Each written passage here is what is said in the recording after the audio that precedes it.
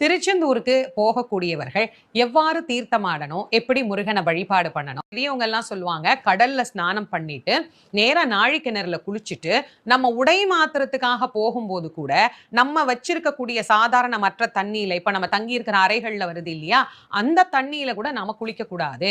நாழி கிணறுல குளிச்சதோட நம்முடைய உடைகளை மாற்றிக்கொள்ள வேண்டும் அப்படின்னு சொல்லுவாங்க. ஏன்னா அது புண்ணிய தீர்த்தம், வேலினால் உண்டாக்கிய தீர்த்தம், முருகப்பெருமானினுடைய ஞானவேல் சக்திவேலினால் கிடைத்த பொக்கிஷம் அந்த தீர்த்தம். நோய்களை நீக்கக்கூடியது, நம்முடைய வாழ்க்கையில நமக்கு ஏற்பட்டு இருக்கக்கூடிய எல்லா வகையான தரித்திரியங்களையும் போக்கக்கூடியது அந்த அற்புதமான தீர்த்தம். அதனால அதுல குளிச்சுட்டு நம்ம போய் உடை மாத்திட்டு, அப்படியே ஈரத்தோட சொட்ட சொட்ட கோயிலுக்கு போகக்கூடாது.